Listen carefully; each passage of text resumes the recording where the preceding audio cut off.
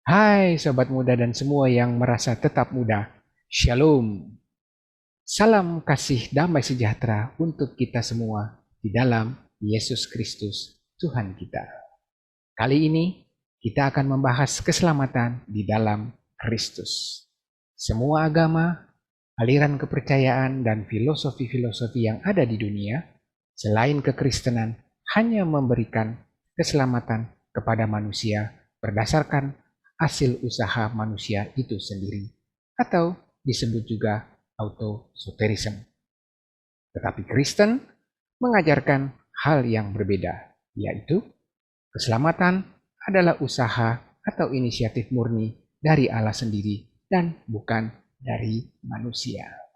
Keselamatan yang diberikan Allah kepada manusia merupakan anugerahnya, bukan hasil jeripayah dan lelah serta usaha dari manusia.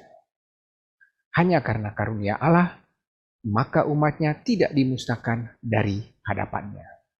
Itu semua karena ia mengingat perjanjiannya dengan Abraham, Ishak, dan Yakub. Allah ingat untuk selama-lamanya perjanjian yang diikatnya dengan Abraham dan sumpahnya kepada Ishak, lalu diadakannya bagi Yakub menjadi ketetapan bagi umat Israel untuk menjadi perjanjian yang kekal. Dan sekarang kita orang percaya adalah umatnya, Israel yang baru. Apa yang terjadi di perjanjian lama dituntaskan dengan paripurna di perjanjian baru.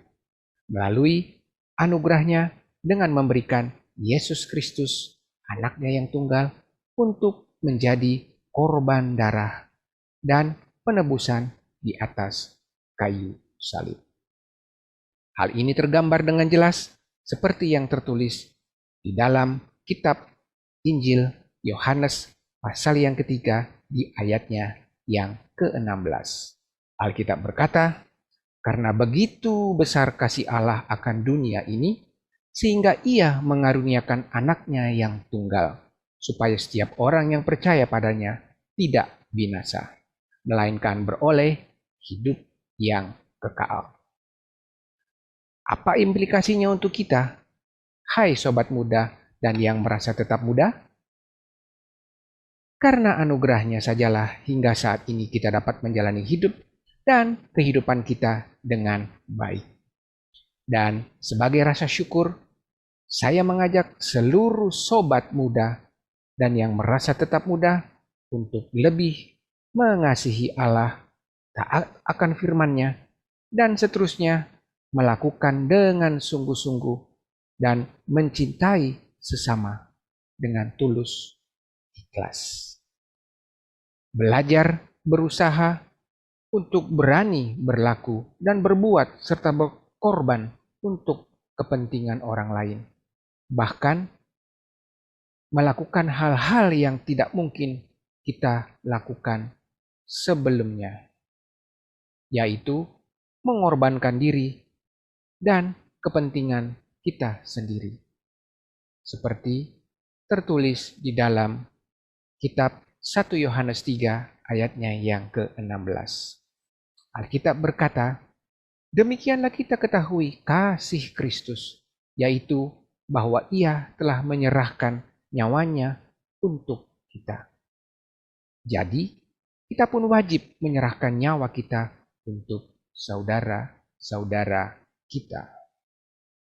Jadi, ketika Allah memberikan anugerahnya melalui Kristus, seperti yang tertulis di dalam kitab Injil Yohanes pasal yang ketiga ayat ke-16, maka sebagai respon kita, sebagai umat percaya, kita wajib meneladani Yesus Kristus dalam hal berkorban untuk sesama kita.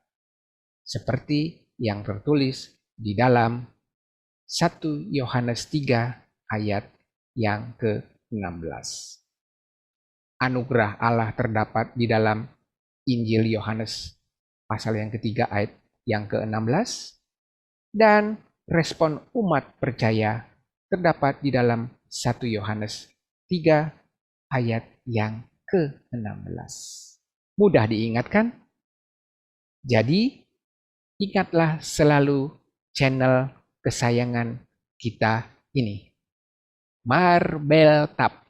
Mari belajar Alkitab. Sampai jumpa.